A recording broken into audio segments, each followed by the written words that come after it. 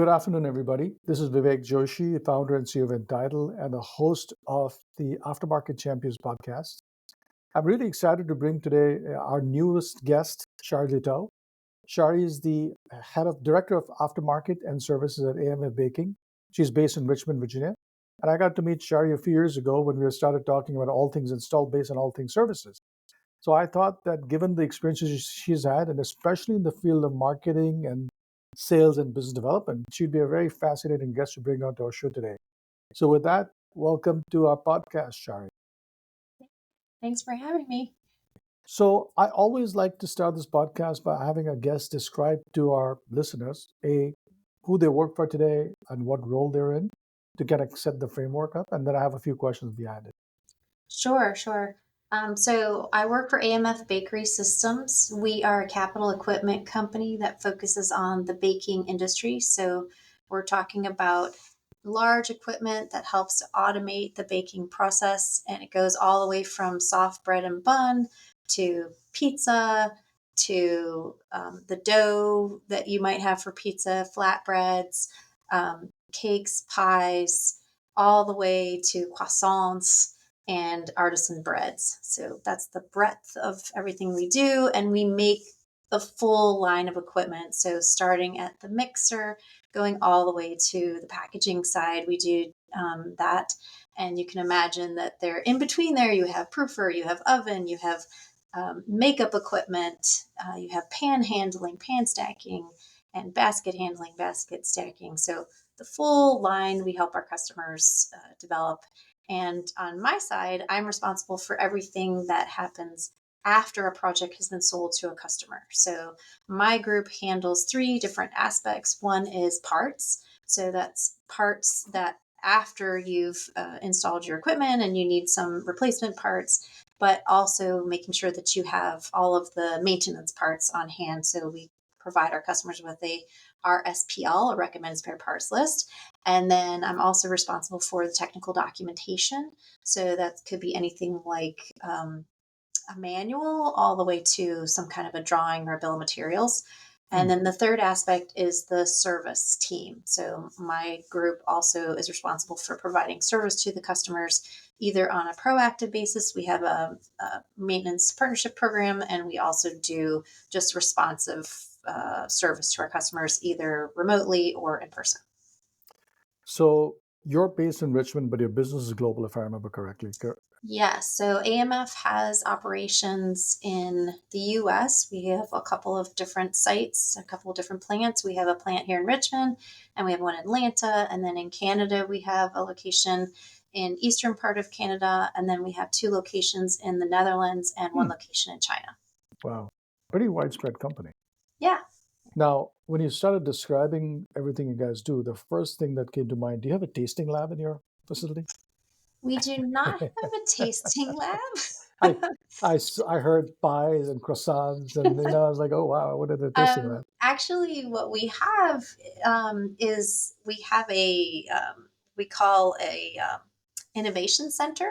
So in that innovation center, we are making pizzas and breads, and we have master bakers who work there and are making amazing things to eat and taste and try. So if you visit that, you get to have all of that, and I try to stay away from that as much as possible. So like when kids go to college, they talk about the freshman 15. I guess there must be an AMF 15 as well, right? Exactly. That's wild. That's crazy. Yeah. This is probably the first time I've heard of this with one of our guests. So this is Phenomenon. yes, exactly. This is great. It's great to hear. So, Shari, if I remember correctly, you joined AMF about 3 or 4 years ago, 3.5 years ago, I think. Yeah. And prior to that, you spent a career in, I would say, broadly speaking, process-oriented companies in sales and marketing and business development roles, correct? Yeah. So I've been with AMF since 2021.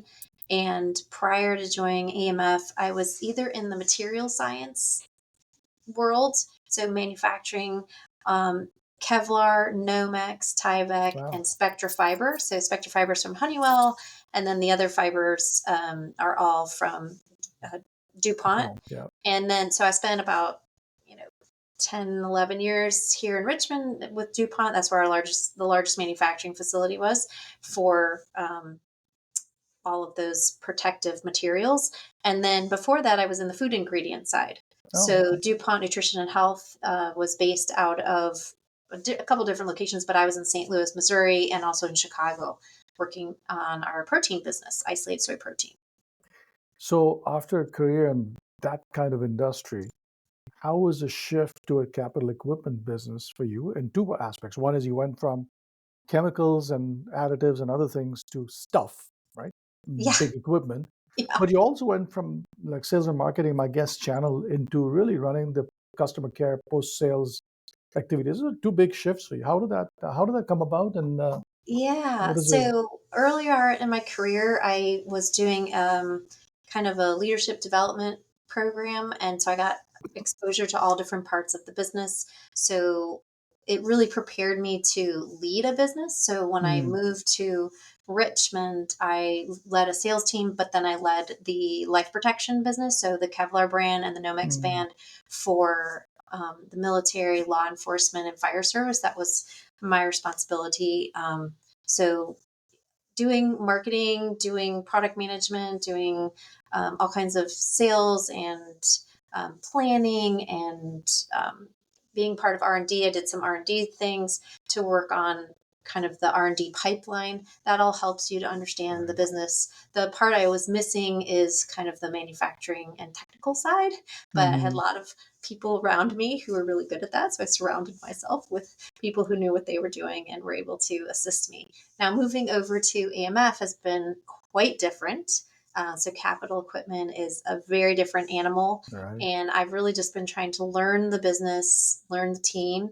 I did have a customer care team when I was at DuPont. So, I did have an understanding of customer service Got it. and inside sales and how does that work and how do you set up a team.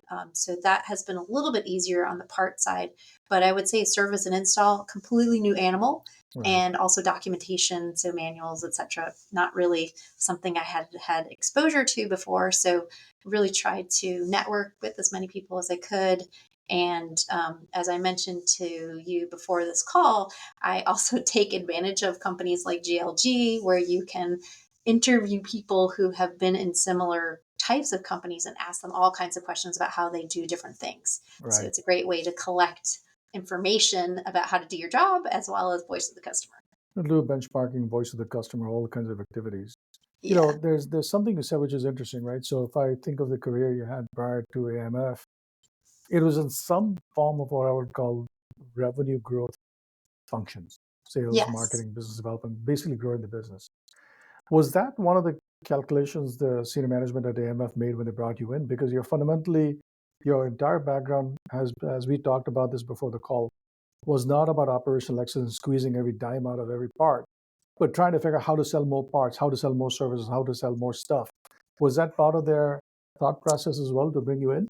Yeah, I think the leadership of AMF identified that there was an opportunity to provide a better experience to the customer. So that's one component. So, how do we create a one AMF experience so that it doesn't matter if you're in Abu Dhabi or if you're in Right. Richmond, Virginia, you're going to get the same experience from AMF Bakery System. So, that's the first part. And the second part is what are the offerings that we need to provide to customers that we're not providing today? What are the things that other companies are doing? And how do we get ahead of what the customer is going to need? So, listening to them, hearing what they're looking for, and then creating the right offering that's going to marry with the right technology to support them and give them a great experience. So that's the transferability, if you may, of the experiences and skills you bring to AMF and to the CapEx business, right? Having Yes. said that, how difficult or how easy has it been to translate certain aspects of that experience over to this new thing called aftermarket and services? And where have been the challenges for you? Yeah, I think it's been fairly easy to translate. So a need is a need is a need, right? So customers have needs and Yeah. you listen to them and you're able to formulate solutions for them. How exactly or what exactly the nuances of that industry and also of that type of business is obviously going to be very specific and you need to rely on your technical experts to help you. But Yeah. In general, it doesn't really matter what industry you're in. If you're going to be focused on creating a great experience, you need to listen to the customers. You need to understand where they're coming from, but you also need to see beyond what they're telling you Hmm. so that you can create the next innovation for them. And it doesn't have to be the piece of equipment, it can be that experience. The And that unsaid doesn't and the unmet. require that you be in the industry to do that. Right, right. But I think, and what you and I were talking on prior to this call, on a couple of aspects, right? In terms of, like you said, the need is a need, and the ability for you to understand and suss out the need is really important, and the listening skills are important. But the ability to serve that need is also important, right? Because at some point, people say, "Okay, thank you very much for listening to me. What are you doing about it?" Right. Right. And now you mentioned to me two things that were actually interesting, which almost every one of my guests have expressed in some form or the other. One is they all went through the same challenges you did in the early days about being able to reliably deliver stuff to the customers, right? We all went to the supply chain crisis in 21, 22. Was 22 especially was really bad, right? Yeah. So that's part of one quote unquote part of the experience. But then you also mentioned to me that you're now taking the next level of experience to digital as well, right? Maybe Right. maybe you can help us understand a little bit about how that experience, first getting the base set up and then moving to the next level. How's that going Yeah, along? so I think about it as a building, right? So you have to have the foundation. So the first couple of years at AMF, I was really understanding what the voice of the customer was and then building the foundation so that we could build upon it. So foundations are things like you just mentioned, making sure you can supply reliably, making sure Right. that you are supplying quickly, making sure you were responsive to customers. So all of those foundational items also include your Mm-hmm. systems and processes. So if you don't have strong systems and processes, if you don't have simple systems and standardized systems, you Mm-hmm. can't really build upon it. It'll just crumble. So Right. that's really what we started with. And then from there, we were really trying to think of how can we create a one AMF experience that is the easy button. Mm-hmm. How do we make it easy for our customers to access information? How do we make it easy for our teammates Yeah. to help our customers access information? And surprisingly, a lot of these customer or these companies like ourselves are made up of several acquisitions. And Mhm. so we've come together and sometimes have combined systems, and sometimes we are using standardized naming conventions and Mhm. information, and sometimes we're not. So, having all of that baseline and all of that foundational information standardized, simplified, is what created the ability for us to now we're working on a single customer portal, which is what we call the easy button, that'll give us a better solution for our customers to access the information that they need from us and also to place orders using an Mm. e-commerce system. You know, I always say that sometimes these concepts are easy to describe, hard to do. And I think what you described is in the hard to do category for multiple reasons. One is the data and the data systems that you have underlying this easy button are very complicated. Yep. There's a multitude of systems you have to bring in there, kind of make it work. Now, maybe I'm going to dig a little bit more into this easy button idea. To make the easy button work, Shari, did you start off with a product line or or a geography or a business type to kind of prototype out the easy button? Because it's hard to do, right? Because like you said, Yeah. multiple systems, multiple ERPs, multiple tech pub systems, right? All those things coming Yeah. together. Yeah, I think it's important to start with a small kind of prototype so that you don't get discouraged and to make sure you can actually take something through the entire process. If you try to boil the ocean, obviously it's going to be impossible. So, yes, we are starting small and uh, limiting it to a limited number of customers, but Customers. also limited amount of equipment Mm, that will be available, and then it'll expand out from there. got it. We've done something similar with the training programs that we're doing. Also, start small, do a little prototype, get some feedback from customers, launch it with customers, and then move on from there. I think that's probably that's the same experience that I had when I was at DuPont. The same thing that we did with Honeywell. Always kind of give it a give it a little try, make your tweaks, fail fast, Yeah, right? So yeah. do something, it's not working, switch it. keep going. Well, So there's a couple of things that you said are really important for our listeners to kind of keep in mind and note, right? One is bite-sized chunks. I mean, I'll probably say something that's, some people will call me inappropriate, but it's like I read a phrase, I think Mandela ascribed to Mandela, Desmond Tutu, is how do you eat an elephant? One small bite at a time, right? right, right. And the idea is you can't take on this whole thing in one shot. You got to take small, manageable chunks to kind of start going forward. So that's point number one. The other thing you said, which is actually music to my ears, because you talked about setting underlying processes correct. Because even in this easy button, you have to have underlying processes correct, right? I always tell people, in fact, since the time in the last year or two, we've been really insistent upon making sure that the customers who come on board with us have process, people, and then technology in that order, right? So Yeah, having all three in harmony is really important. You talked about process. My guess is as part of change management, Shari, you have to work on the people both on your side and your customer side. How's that mm, process going? How's that change management yeah, initiative going? Because that's a huge part of it.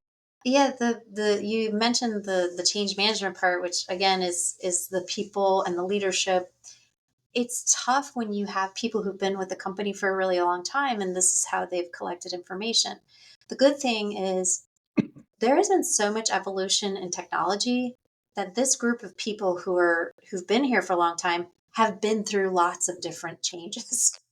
Right. And so they're used to it Yeah, and they're willing to accept it. And if it's going to make it their lives easier, they're willing to make give it a changes. shot. Yeah, And I think that's the key thing is what's in yeah, it for me. that's Make right. sure that that's clearly communicated, and when you're working on something, make sure you're including those people who are going to be affected on the team. They need to be part of the solution, not just having it shoved down Giving their them an throat. answer. Yeah.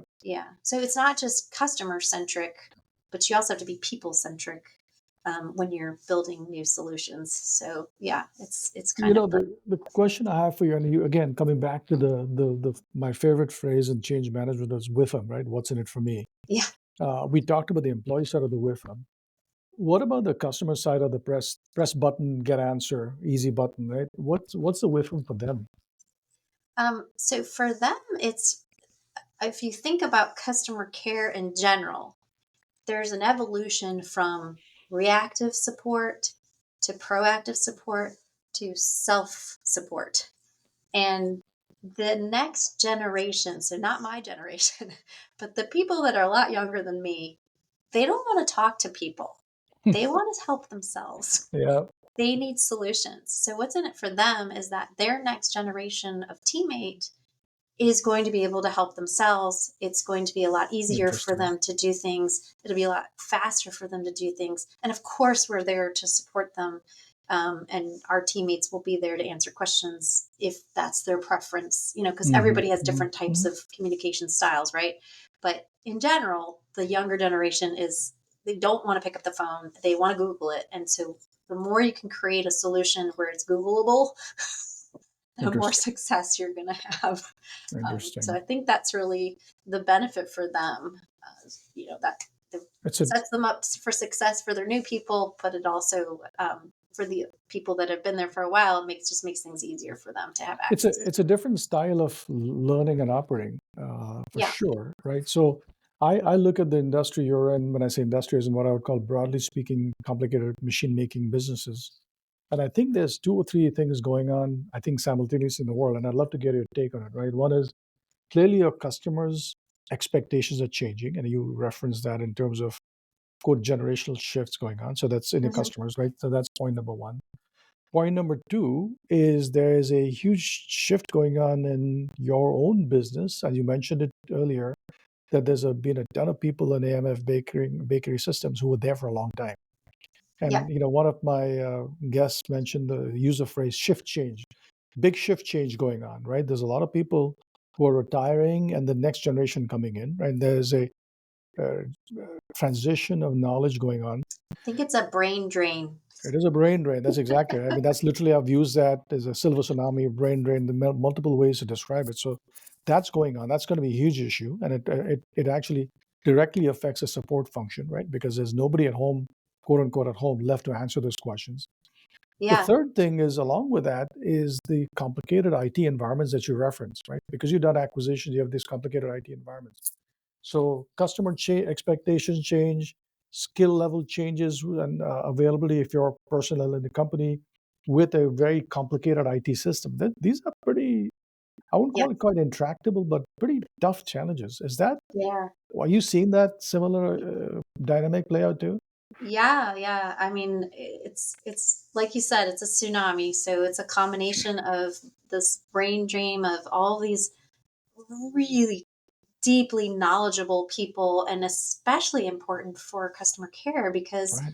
a lot of the equipment that we're working on is 30, 40, 50 years old, Hmm. Hmm. right? So, and those things are not in our systems. So, or they might be in our systems, but maybe in an old system that we're still Yeah. maintaining, etc. So, yes, it's that combination of that plus the need for our customers to have kind of that next step. What are we going to do next? How do we create an environment where they can be more successful, they can have more efficiency, they can not have to put so much investment in X, Y, or Z. So how do we create those capabilities for them? And I think the main way to kind of overcome all of that is just to keep customer at the center for sure. I think people lose sight of that. They take their eye off the ball. So keep customer at the center, and making sure that experience doesn't waffle. And then the second thing is create deep knowledge. Mm. Get your teammates up to speed, get as much training as you can, get hip to hip sessions with these people that are leaving, um, transition as much information as you can. And then the third, which you've mentioned already, and I feel very strongly about, is the strong systems and processes, because that's the tool. That's the tool that these people need in order to deliver the experience, in order to transfer the knowledge. They need those tools to help them capture it, but also do data analytics and provide the support that the customer's looking for and engage with customers. As I listen to you, one of the thought that has come to my mind in the last few weeks, and I haven't quite formulated a clear point of view about it, is there's extraordinary amounts of complexity right now in the ecosystem that you live in and my customers live in, right? This complexity is very immense. And if there is a way, if there's something that companies like AMF can do is find ways to reduce the complexity for your customer, right? Because they're dealing with all this stuff. Right. They're dealing with the complexity on your side, and finding. And that's why I like your easy button idea, because the more you focus on the easy button for your customers, the better off you'll be able to organize everything around it. And that's a very interesting and it's very interesting. What do you call design center, if you may, right? Yeah. Thinking about it, the easy button point of view. Yeah. That's actually pretty cool. I mean, I think it's important that we always kind of keep our eye on that customer experience, because once you take your eye off, it's very hard to recover That's right. from That's that. But I think also one thing we didn't talk about, which I think is something, a trend in our industry, is difficulty finding technical resources. So right. both for the on the ground level to do the technical service, but then also even on Senior the level. assembly side, Mm. engineering side, etc. And all of those people help us. And there's somewhat of a tendency, I think, for people to say, oh, you can't hire this person because they don't have your exact industry Right. experience. Right. So we as an industry are going to have to become more flexible and bring on those people and train them and help them to be successful. That's a big thing I think I see in across the business is the challenge around people in the baking industry. They're having a very difficult time finding workers who Mm. have bakery experience, and they had lots and lots of people who had long, deep knowledge of operating bakeries. So it's that's going away, and they're going to need solutions. So again, a problem can always become a solution. So that's good for us because we can create Mm. solutions Mm. for them, but then we also need to be flexible about the people side of how to solve that problem. So, I find it fascinating because I was going to go to a question that you sort of answered directly and indirectly yourself, right? So when I think of your background, moving from chemicals and additives and materials, into capital equipment, there's a translation of certain experiences you you did, and Yeah. you learned about the capital equipment, the capital goods business, and baking in particular. But there's a set of transferable skills that you and your colleagues around you were willing to take that chance. Both you took a chance to join a different company, and they took a chance on hiring you, but they Yeah. trained you into this business, right? I think Yeah. to me, the transferability of skills and experiences is something that we need to find a way to create an easy way to kind of make this thing happen, because that's how you're going to solve these big Yeah. challenges. Because, by the way, the challenges you described are exactly everyone in manufacturing is facing these challenges in Yeah. different ways, right?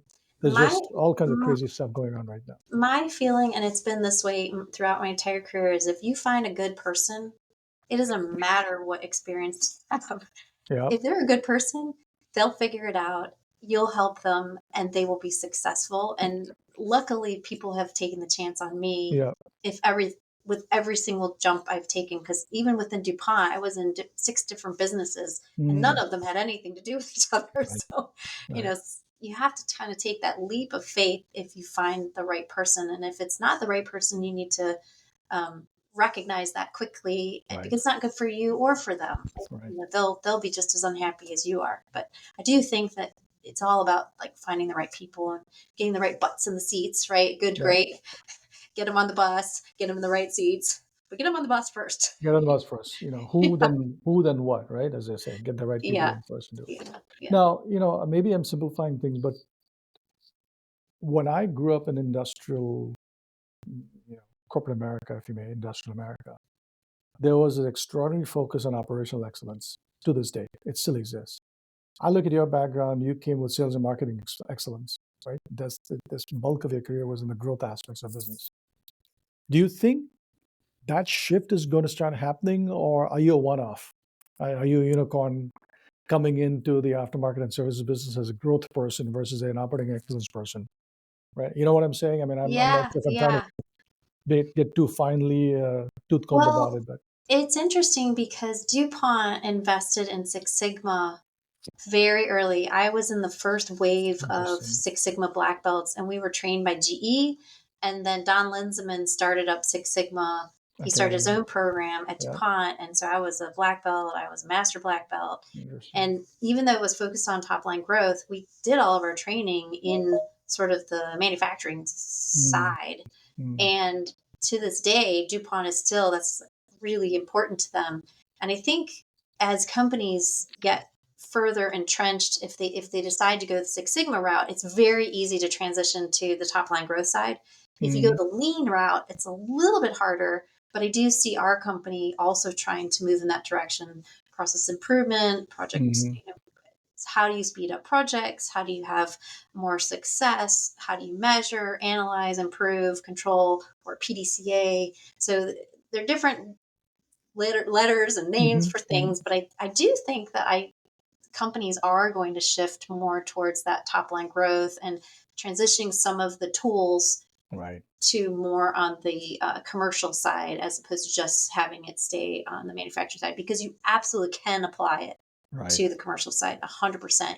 It's not every single tool is exactly the same and you have to do it slightly differently and you need to modify things, but you absolutely can apply a lot of that. Good, good.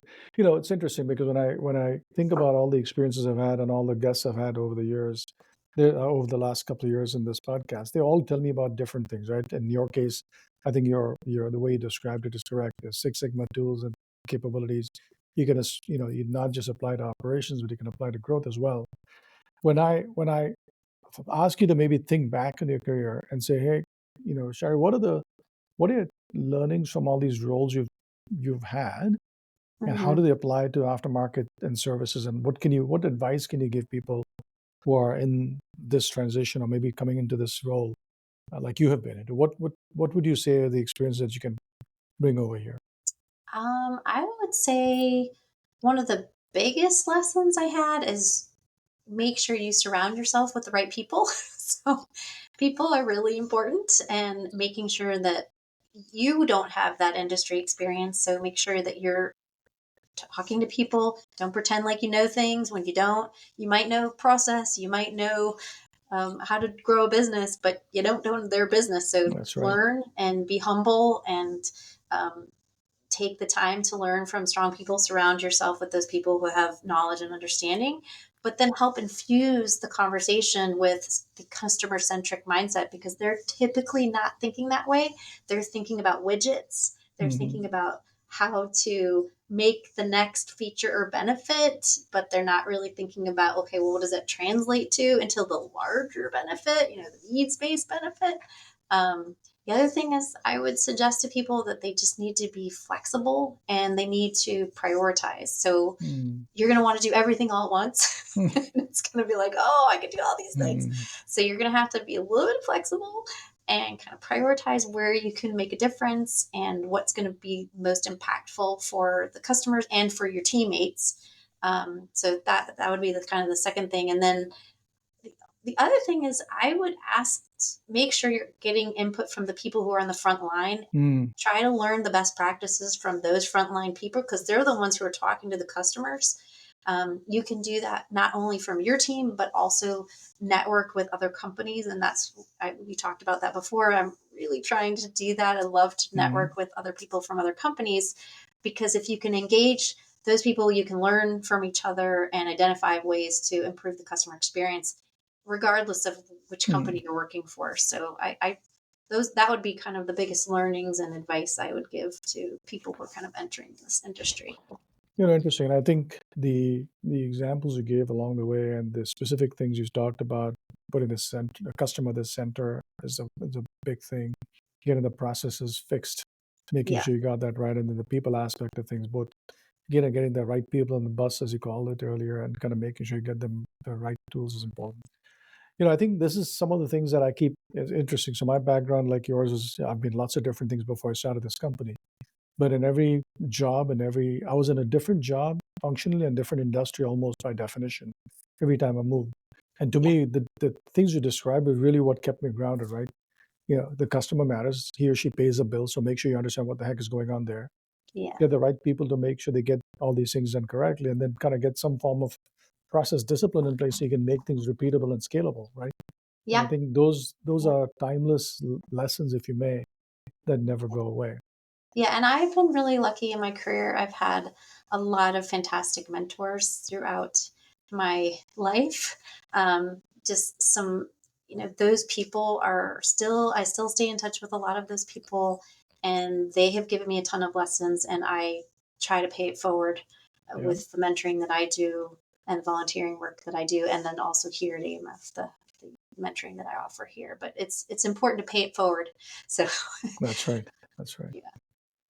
Well, I think this was a fascinating discussion. I'd like to end this. I'm a big podcast listener, and that's why I kind of started this. I always like to end this podcast with a question that's my favorite question that I've heard, which is, as you think about your career so far and everything you've done, as my favorite podcaster guy Raz likes to ask his guests, how much of it do you ascribe to luck, and how much of it do you ascribe to your special self, right? To your skills and I would say it's a lot of luck.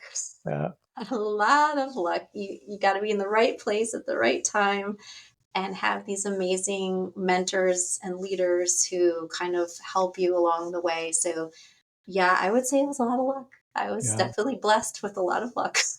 I think people who've been successful recognize that luck plays a big part of it, but then what you do with it and how you take advantage of the luck is something else, right? It's all the execution part of it. So, well, Yeah. that's good. Well, it's good to hear. So, Shari, first of all, thank you very much for joining us today. It's been great to have you come over as a guest and kind of tell us a little bit about your story. I think the lessons that you imparted are really valuable. I think the first thing to me is that putting the customer at the heart of everything is really such a simple and important piece of advice or observation. People forget that, right? People forget that if you don't start with the customer, you can't get anywhere. Get in the process discipline in place so you can make sure you know how things are working correctly. And then the people, getting the right people on the bus is really important. And I think then you surround yourselves with the right people both above you and around you, it really makes a difference, and that's what makes people successful. So I think those are really great lessons for everybody to hear. So thank you very much for that. No problem. Thanks for having me. Appreciate Well, your time. looking forward to sharing this podcast with our listeners in the next few weeks. So thank you very much, Shari. Have a Okay. great day, and we'll look for our next conversation again. Sounds good. Thanks.